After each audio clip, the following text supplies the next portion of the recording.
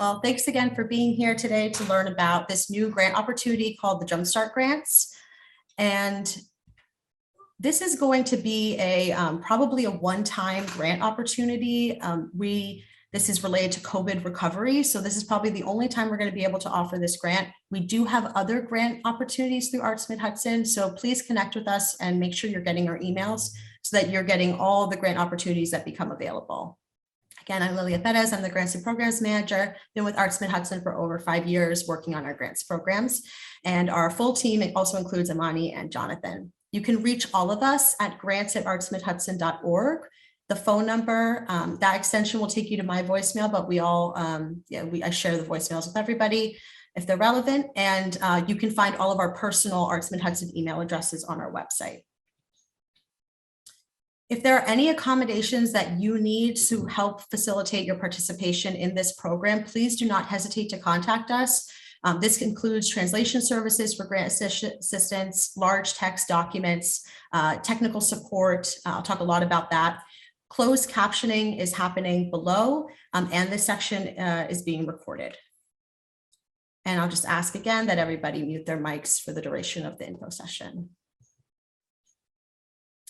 We offer a ton of free grant assistance that is available to all applicants. This includes answering your specific questions, brainstorming ideas, or giving feedback on your written draft.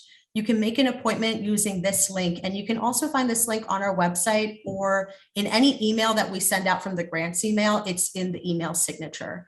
We offer a ton of variety in terms of assistance. A lot of networking opportunities, meaning like we can talk to you about your ideas and suggest potential partners. And of course, we'll review your drafts.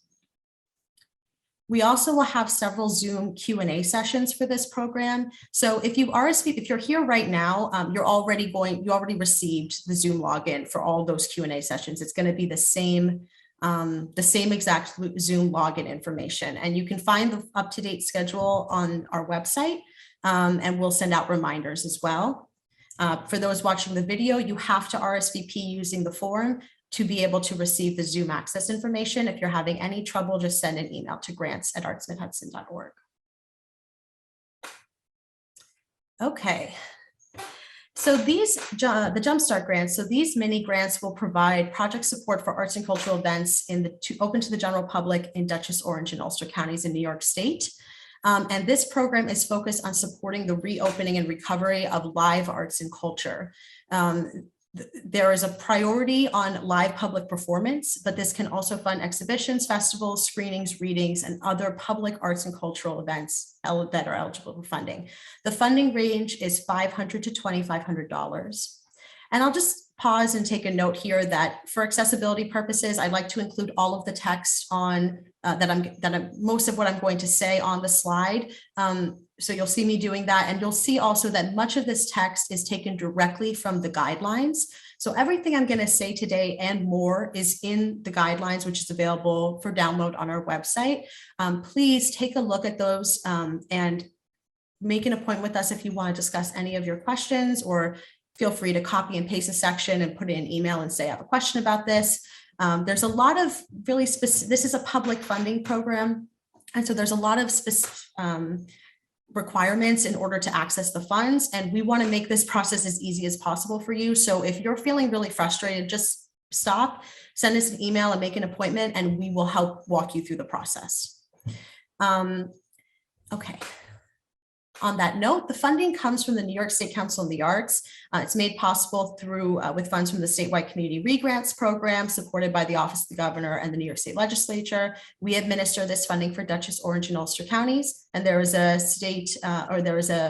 nonprofit organization that is administering this funding for every county in New York State.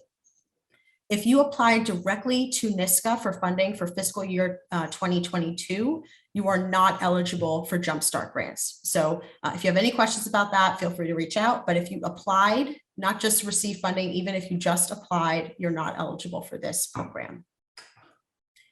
The deadline is Thursday, November 18th of this year, and it's an online submission process that closes at midnight. I'll provide the link and actually show you the application a little bit later.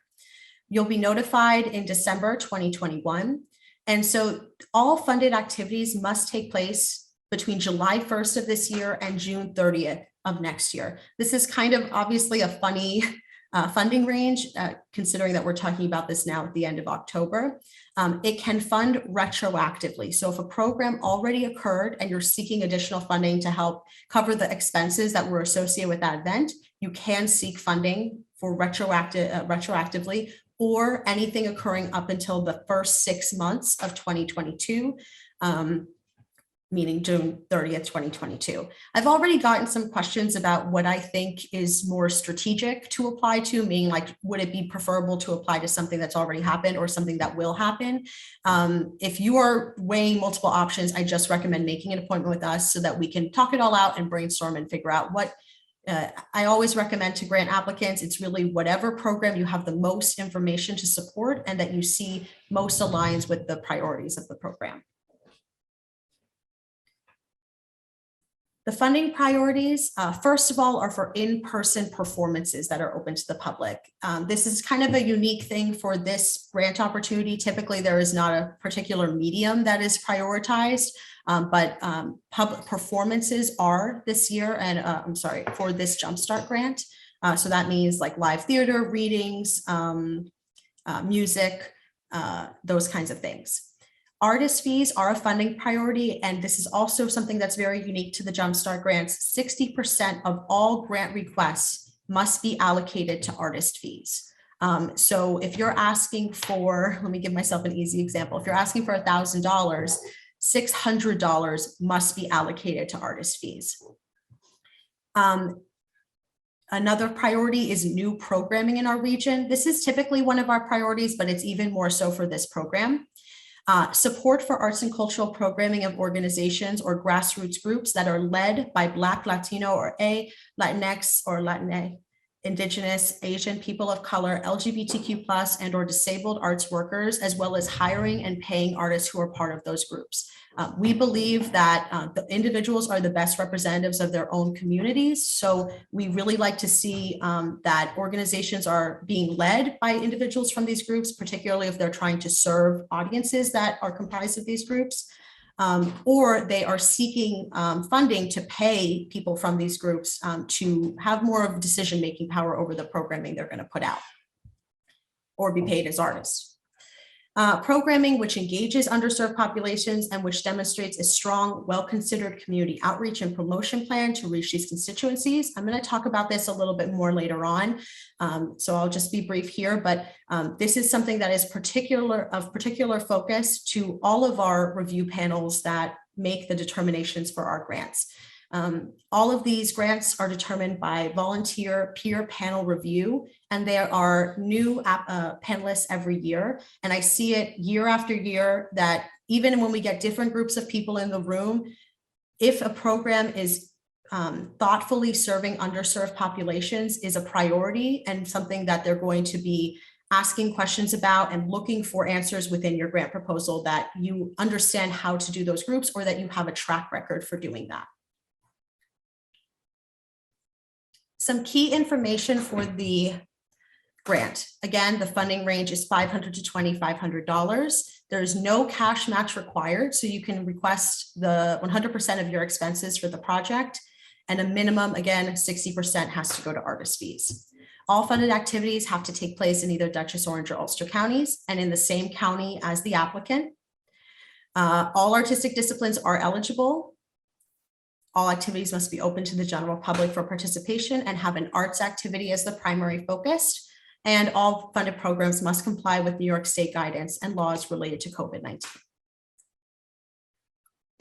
Allowable expenses. So these are the typical kind of expenses that we would fund with this grant. Artist fees, again, 60%. Community outreach, advertising, or marketing efforts, particularly if you're trying to pull in new audiences or an audience that you typically don't serve. Direct administrative expenses or planning and preparation expenses for a proposed event. This might be things like space rental or renting equipment that you might need just to put the event on. Supplies and materials needed to execute the program, or any efforts to increase accessibility to arts programming. And I'll actually give some examples of that in a couple slides from now. There is a list of things that we cannot fund listed under ineligible expenses in section 4.2 in the guidelines. Please take a careful look at this list. Everything on there, those are expenses that we cannot fund with grant funds.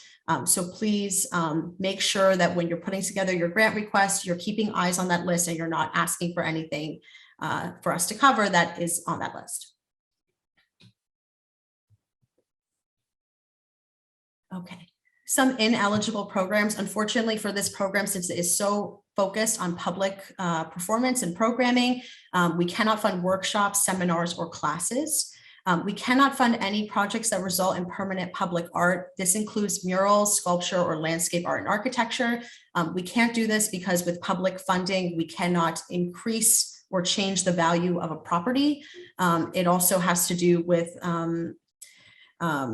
that's really the main reason, is that it would be a capital improvement to a building. So we wouldn't want something like a landlord coming to us and asking us to paint a mural on their building so that they can then raise the price or whatever, so that's really the idea behind this, is nothing permanent. If it's not permanent, meaning like you're going to print it on a banner or put it on wood and exhibit it outside, that's perfectly fine. It just can't be permanent.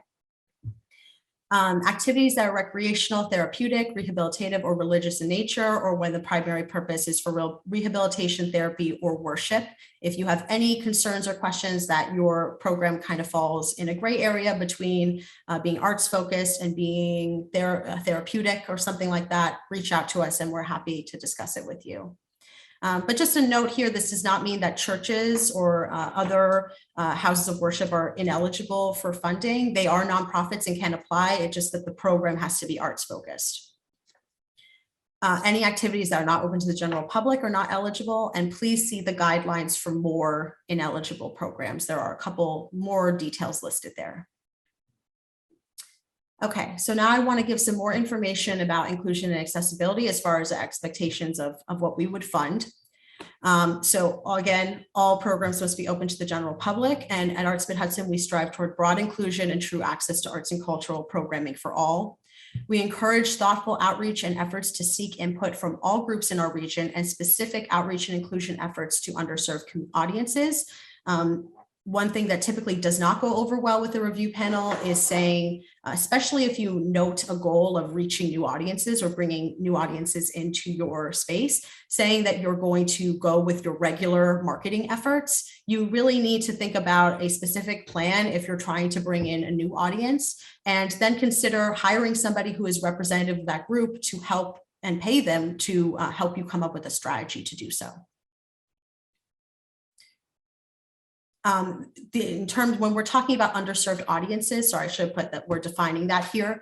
These are groups who have limited access to arts programming or cultural programming, services, or resources due to location, race, economic status, gender identity, sexual orientation, age, religion, disability, or other demonstrable factors.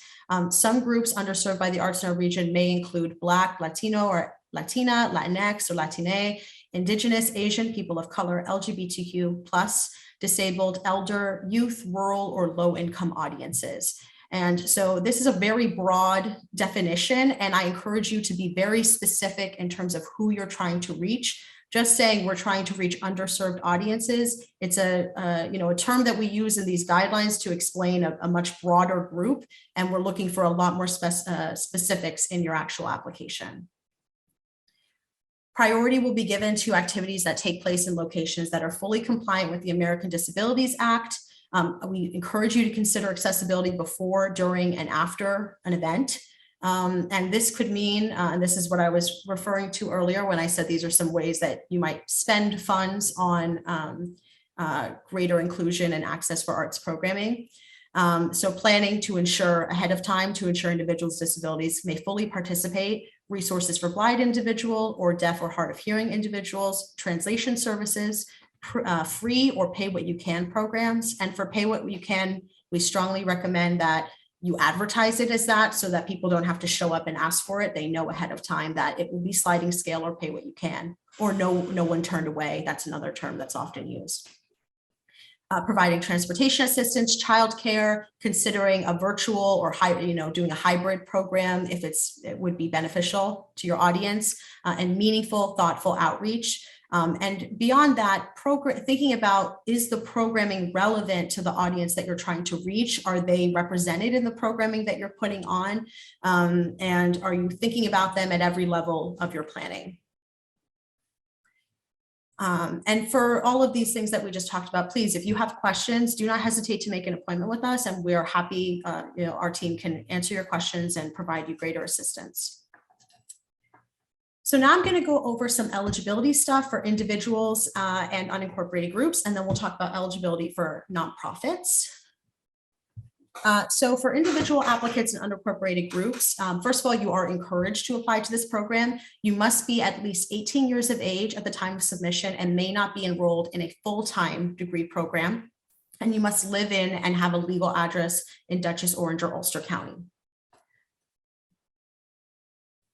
All nonprofit or unincorporated, all individual applicants or unincorporated groups have to work with a nonprofit at some state in some way to be able to access these funds.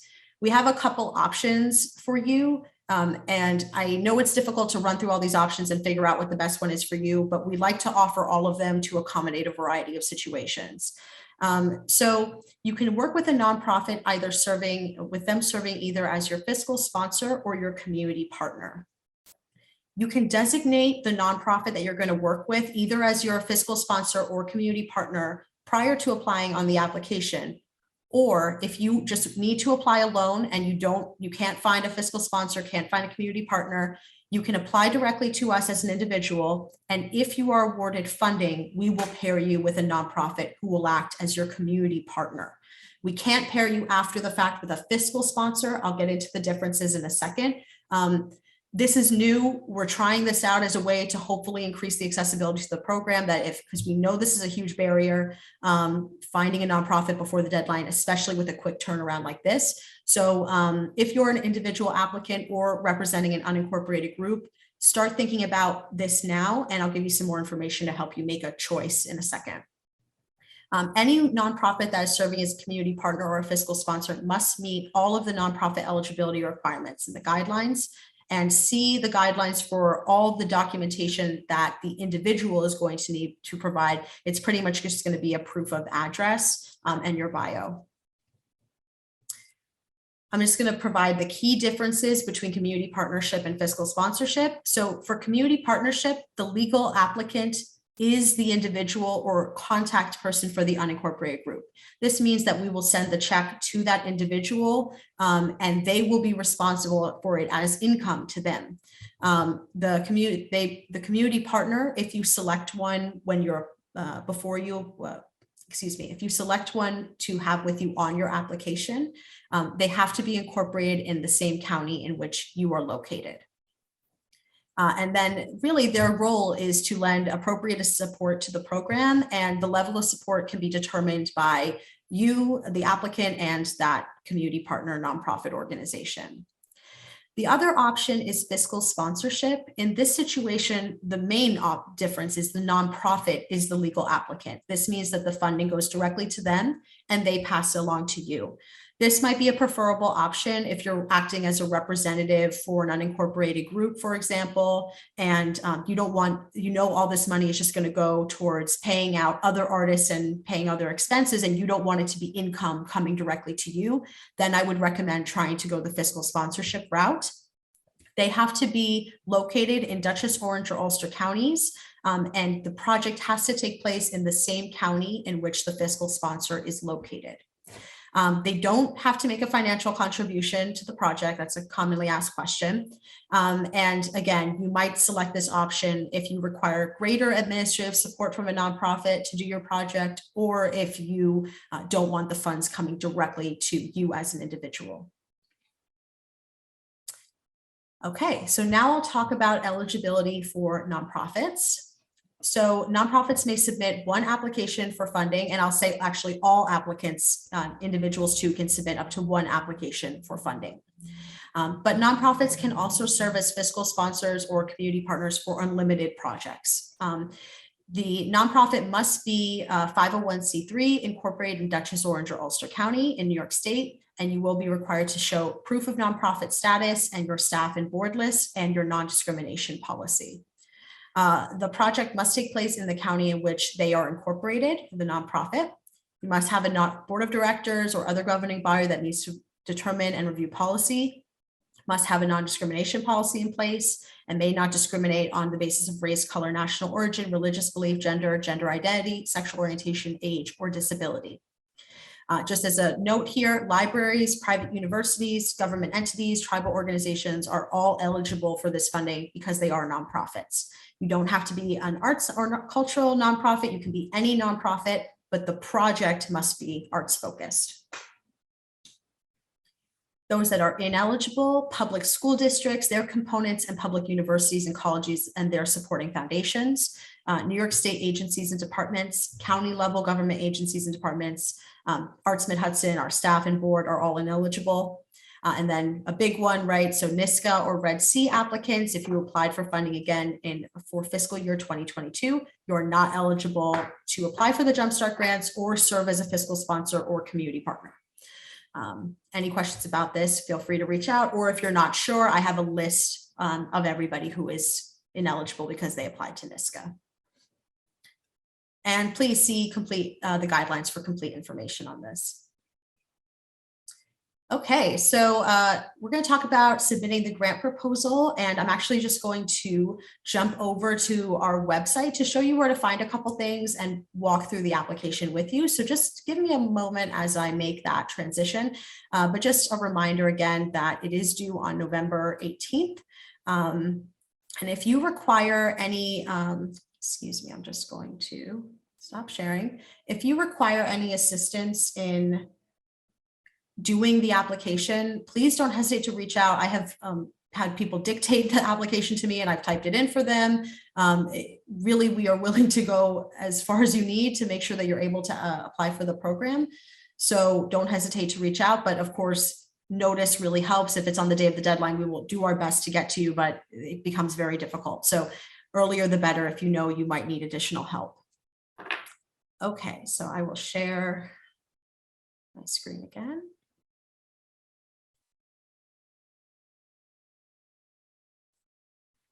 All right, so this is our website, artsmidhudson.org. You can find information about the Jumpstart grants under grants and artist opportunities, then grants and funding. And then you're going to want to click on the learn more about Jumpstart grants. Here you'll find a link to the guidelines. I'll just open it so you can see. It'll open as a PDF and you can review it. And the application is here. I'll open that up. And this is also the RSVP form. If you're watching, you already filled out this form, and here are the Q&A session dates. And there's also the link here to make an appointment with us.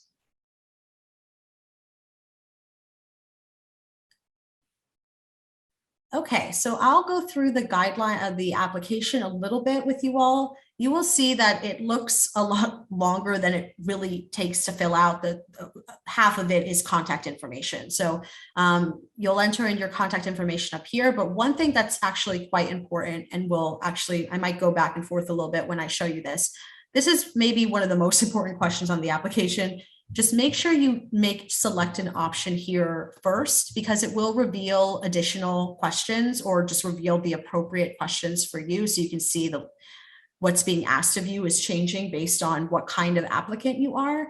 So this is a nice feature that we have, that now you don't have to see questions that are not relevant to you, but it just makes it all the more important that you select if you're an individual or a nonprofit. I'll go through first as if it's a nonprofit, and then I might just loop back around and show some individual stuff. So again, it's mostly contact information up here, your EIN number, your address, where you're located, who your executive director is. You can just copy and paste your mission statement here. And then an optional field, you can provide history if you would like about the applicant or the project. It is not required, but there is a space for it if you would like to include it. And then we ask you to describe the nonprofit's commitment and policies related to diversity, equity, accessibility, and inclusion. This is by request of our panelists and also a part of our diversity, equity, and inclusion and access plan. So please, if you have any questions about how to respond to this, I would really start by looking at what policies you have in place. And also talking about, I would not recommend any statements that applied to multiple groups. We've gotten a few of those in the past couple of years. They were like a statement signed by multiple organizations. What we're looking for here is very specific information about your organization and what your current policies are. There's a couple, here and there, make sure you answer these because they may reveal additional questions. Hopefully nobody has any pending lawsuits. This, usually if it's a question like this, it's here for a reason, meaning there was something that happened in previous years.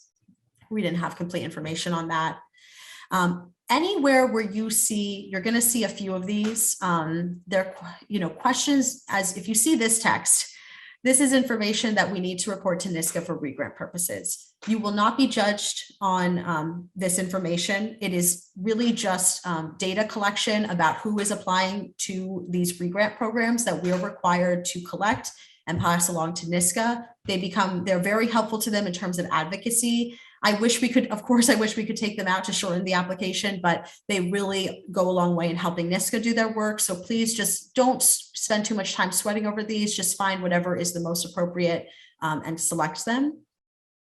And then you'll select if you've received funding previously. So that's kind of like preliminary information about who you are. And really, when I ran through and entered it in, it didn't take me more than like 10 minutes or 5 minutes to fill in. Then we get to the actual proposal, right? So you're going to give a title and give a 1-sentence summary. This is good just to focus, like, what is the core of what you're trying to do. You might say something like, we are seeking $1,000 to pay artist fees for this concert in the park. Really to the point, what are you requesting the funding for? You're going to let us know what the start and end date was. This helps us ensure that it's occurring within the funding period. You'll give us your total project expenses, aka how much it's costing you to do the whole project, and then how much you are asking from us. This can be the same number if you have no match, that would be fine. Then you would just enter the same number in both fields.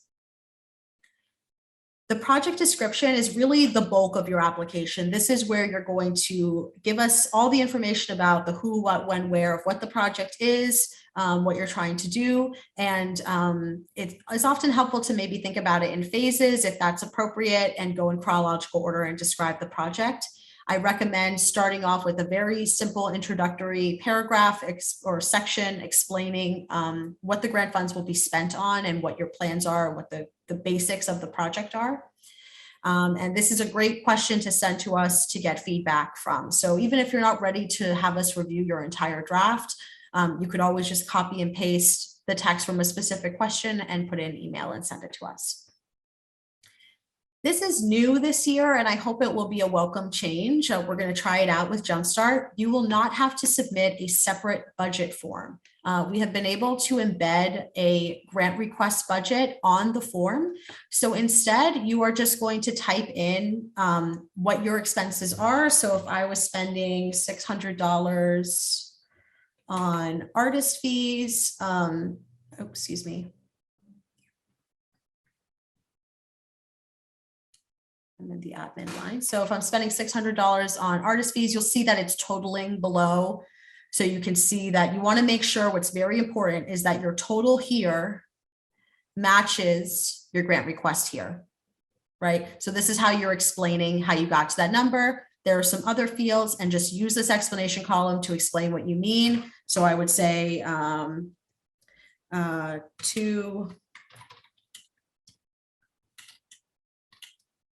something short just to give them the idea that, okay, so there's 2 artists being paid, they're each getting $300.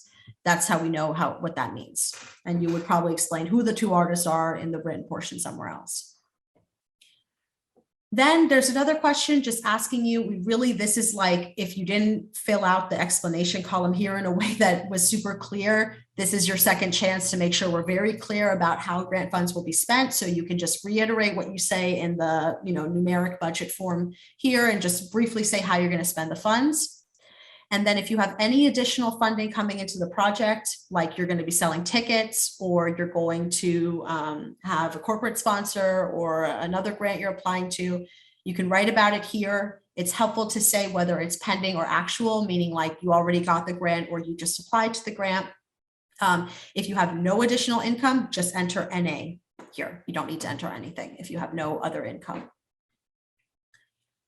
Provide some information about the artists. Like would be a place to copy and paste any artist bios or drop their websites in if you have any. Just if this is just a space to put specific information about the artists that are going to be paid. And then here we ask what your marketing and outreach plan is. So this, going back to some of the priorities, this is where we're really looking for you to explain how this project will reach the audiences that you're trying to reach and what specific marketing and outreach strategies you'll use to reach those audiences.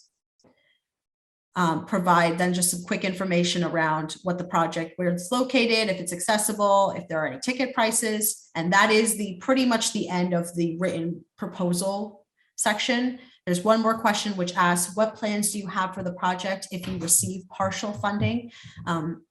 We're asking this because we have limited funding to give out.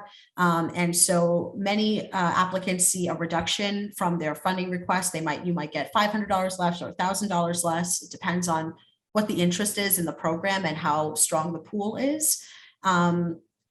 And so this is a way for you to basically talk about the scalability of your project and explain that you will still be able to do the project for $500 less, for example, but you're kind of laying out what your priorities are. So you might say, we're going to have 3 artists instead of 4, or we're going to do 3 performances instead of 5. That helps them get a sense of what would be the first to be cut if you received less funding. So, and this is really for your benefit so that the panel isn't making that decision for you and saying, oh, well, they're not going to be able to do it for this amount, so we should give the funding to somebody else. It's really your way to explain that you can still do the project if you were awarded less. This is some final NISCA numbers. The one that is important to the panel, and that is pretty much actually, I think, the only ones that they see, are these 3 right here: the number of participants, number of artists, and number of youth. This is just your best estimate. Please, I ask you to not sweat too much over this in terms of like trying to figure out the exact number. Of course, if the project already occurred, then you know how many people came, hopefully. If the project is yet to occur, you're providing an estimate. You are not held to this estimate. It's really for you to just give us an idea of how many people you are hoping will attend and is likely will attend.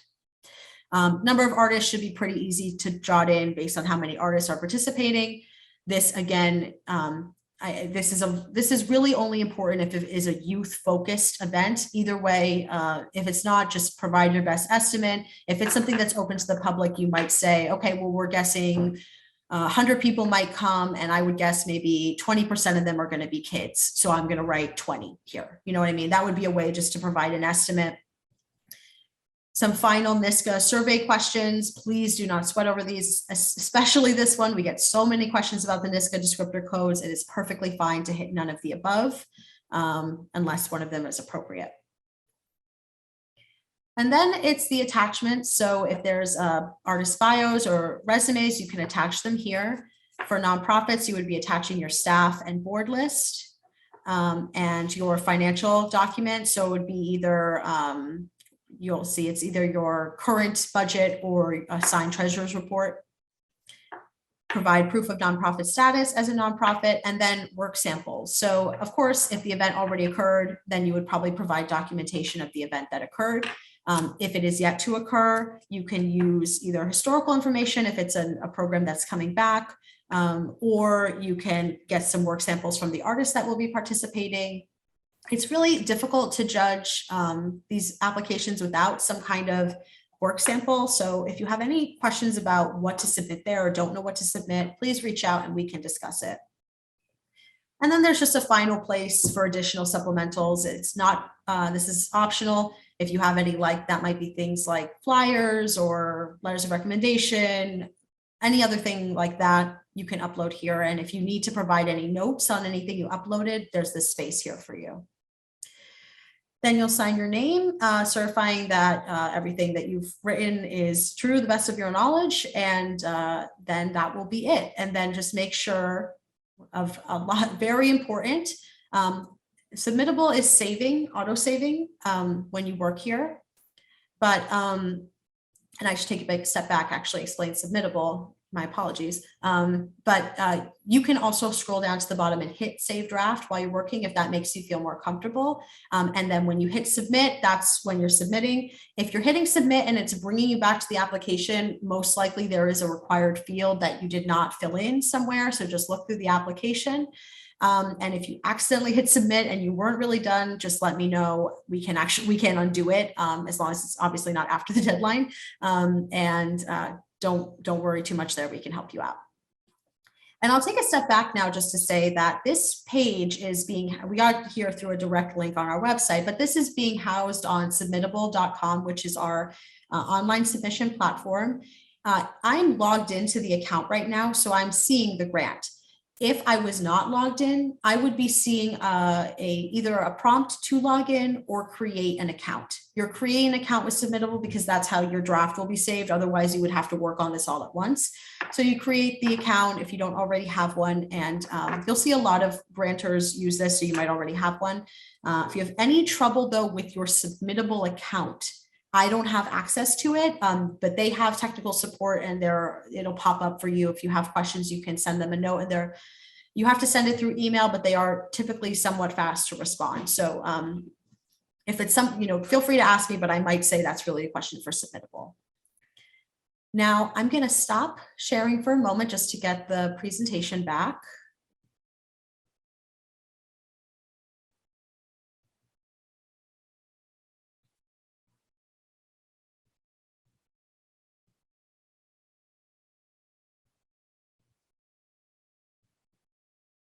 Thanks for your patience. Okay. So now that we've gone over the application, I'll talk very briefly about the evaluation criteria. So there are three main categories, or there are three categories: artistic merit, project feasibility, and impact of the project. They are all scored on a scale of 1 to 4. So 1 being the lowest score, 4 being the highest score, and the peer review panel will assign a score for each category. And they can also assign up to 1 bonus point if they feel that it was exceptional in the funding priorities or in one of the evaluation criteria. And projects that have already been completed will be evaluated based on the same criteria, but on how well they met the above criteria. All submitted grant proposals are reviewed using a peer panel evaluation process. So this is a volunteer panel made up of artists, arts workers, community members who evaluate the grant proposals and recommend a level of funding based on the evaluation criteria, the funding priorities, and the guidelines. And I'll also note, just taking a step back for a second, these evaluation criteria in the guidelines are quite expanded. You'll see little descriptions about what we mean for each one. Artistic merit really means the artistic merit of the artist involved, of the track record of the organization and putting on the programming, or the individual. Really, they'll focus on what the event is and the artistic content of that event. Project feasibility, meaning the budget makes sense, your plan makes sense, the order in which you're going to do your project is clear, and it's looks achievable, what you've laid out to do.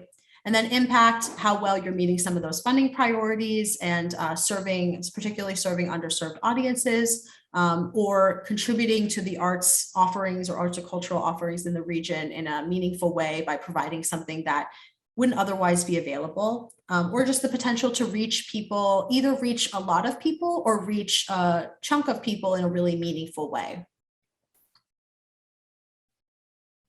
And that being said, we're not looking for, a lot of these events might end up serving 100 people or 200 people, maybe 700 people for some of the larger events.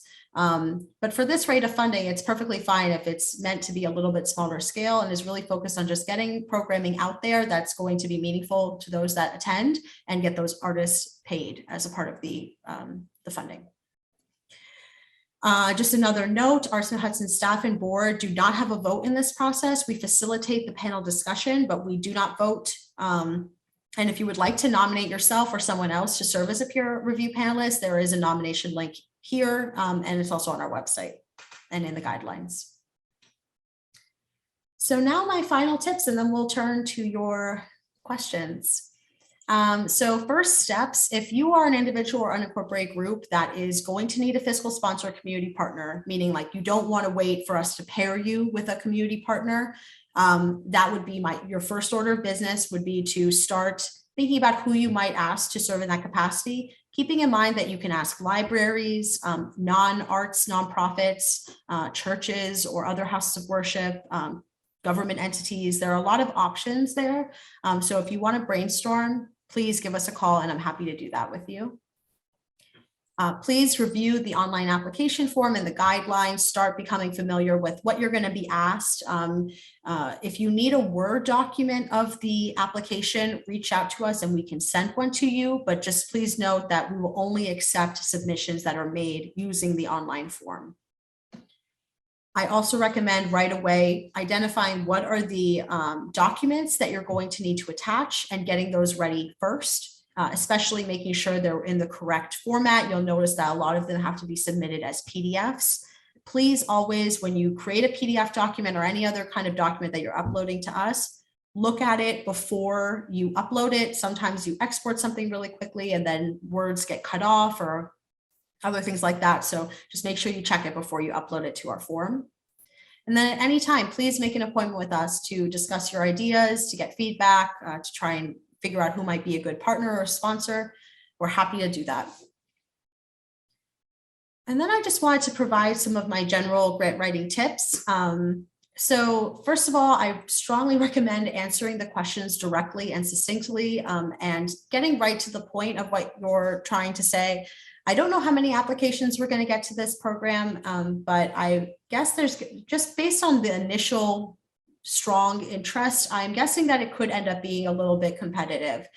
So get right to the point, focus on clarity, and make sure at the end of the day, they know what are you requesting the funds for, how are you going to spend the funds, and does it all line up with what we can spend funding on? Is there a strong effort to reach underserved audiences? And is that clearly explained in the application? And just making sure that you are really you're checking that all of the who, what, when, where, how is there, and why. Actually, that's another important, I didn't really get into, but explaining, either within the project description or elsewhere, why is this the kind of project that you're trying to do now? That often makes a strong argument. It could make you more competitive in a pool if you're able to give a really strong answer for why this project is being done now and what the potential impact is.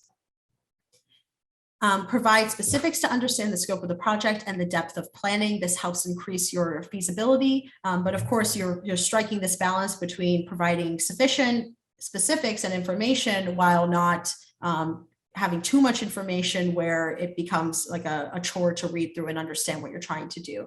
So that's where striking this balance, I think, is really difficult to do without external feedback. So you could reach out to us to review the draft of your proposal. But I also recommend finding a trusted colleague or friend or somebody even who does not know anything about this grant or maybe even the arts, and seeing if they can understand what you're laying out, because sometimes, especially if I know you and I've worked with you before, I might still be making those same assumptions about what I know about you that we often make about ourselves when we're writing. Meaning that we may not explain something that's obvious to us, and then the panel saying, oh, they never told us how much the artists are going to be paid or something like that, like a very clear, obvious thing that needs to be explained. So I strongly recommend asking other people to read your draft and give you feedback, or asking us. And on that note, write for someone who knows nothing about you or the project. You want to assume that, of course, there are probably going to be some people on the panel who are familiar with you and your work, but there's a chance that no one on the panel will be, and you don't want your application to be harmed because of that fact, because you didn't provide full information about yourself and about your track record. So when you're writing this, I want you to write and think about, would somebody who doesn't know anything about me or know anything about our organization or this project be able to understand the most important details of what we're trying to do? Reference the goals and priorities of the funding program. So, referencing things that are set in the guidelines, that's great. Or specific funding priorities, saying we're meeting these funding priorities. That just shows the panel that you are aware of what the program is trying to do and you are trying to align yourself with that goal. And it just shows that you are engaged in the process, and I think tends to go over well with panelists. So refer back to what you've read in the guidelines when you're writing your proposal. And then my last tip is to control the review discussion by providing complete information. So just going back again to writing for someone who knows nothing about you. It's also about providing information that is not conflicting. The word is escaping me, but consistent information throughout the application. So for that example I gave before, if in your budget form, it says that you're asking $2,000, but in the question that asked, what is the request amount, you said $4,000, then that's going to confuse the panel and they're going to be wondering which is the accurate number. Or if you say in one place, we're paying the artist $200 and another place you say you're paying them $150. Just check to make sure, especially as we're writing, sometimes details change. Do a search on the application or just check to make sure that all of those numbers are remaining consistent or our details are remaining consistent, so that you're not creating a distraction in the discussion where now the panelists are trying to figure out which one is the right answer, which can really derail a conversation. And I'm happy to discuss with you if you are seeking any other grant writing tips. That a lot of these specific tips for you will come out while discussing your ideas with you or going through your draft. And that is all I have for my presentation. Thank you to everybody who's here currently for listening into all of that. And I know I saw there were a lot of things happening. I saw things popping up in the chat, and I'm going to get to all your questions now. But first, I'll just again say I'm Lilia Perez. I'm the Grants and Programs Manager for Arts Mid-Hudson. Imani Jones and Jonathan Nunez are also available to answer your questions. And often it might be two or all three of us on a call together brainstorming with you, which is great. You can reach us at grants@artsmidhudson.org or at that phone number. You can make an appointment at this link. And again, go to our website and you can find all that information about these grants, but you can also go to artsmidhudson.org/jumpstart-grants.